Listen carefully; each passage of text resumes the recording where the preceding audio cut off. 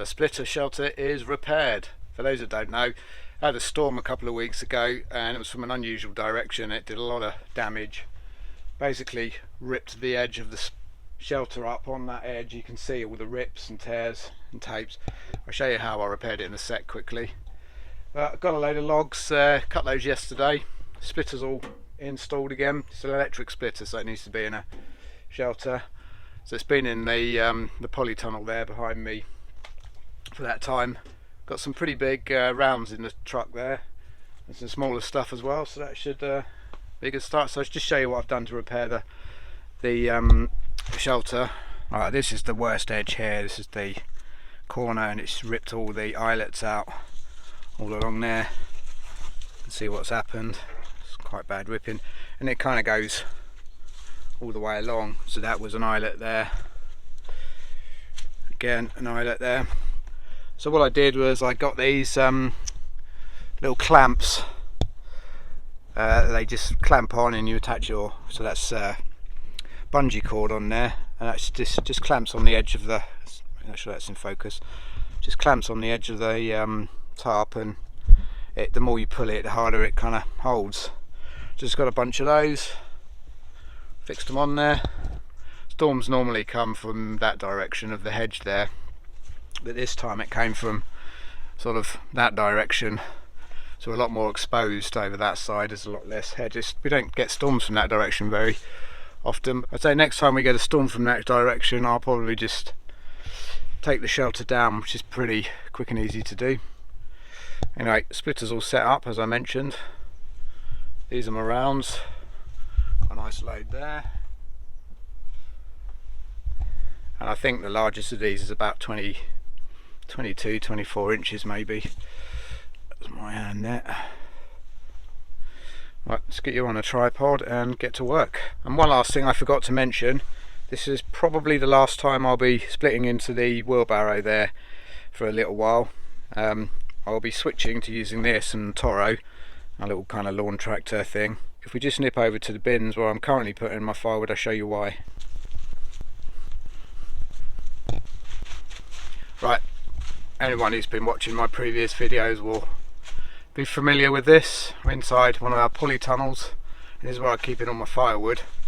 So this is the very last bin in here, and it is almost full. So I reckon, well, that truckload will more than fill that up. It'd be a bit of a pile. So once that's full, any more splitting that I do will be done outside. I'm going to build a bin out there, something similar to this, and then I'll use the trailer and the Toro to just drive up to the side of the bin and do what I do here, which is just I will wheel the wheelbarrow into here and then throw the logs into there. I'll be doing the same, but it'll be outside from now on because I've run out of space inside. Right, let's head back to the log splitter and get to work.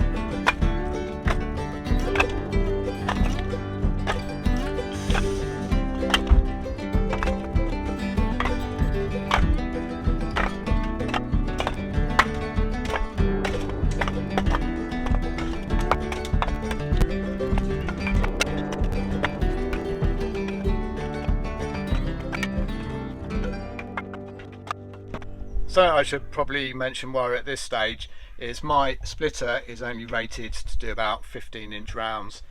Now those bigger rounds there are kind of 18, 20 inches, so quite a bit bigger. So I don't recommend doing that at home with a splitter like this anyway. So that's my disclaimer. And you'll also have probably seen the purpose of that backboard there with those big rounds. So that's just the explanation of that, and get back to work now.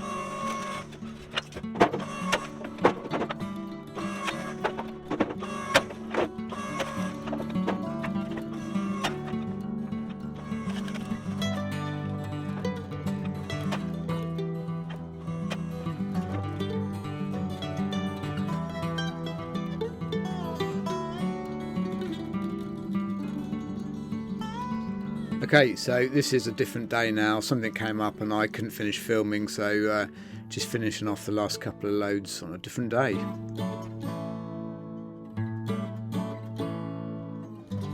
Alright, so that is the last load I'll be bringing into the polytunnel for a while with the wheelbarrow. So in future, as I mentioned, I'll be stacking outside, at least for the foreseeable future.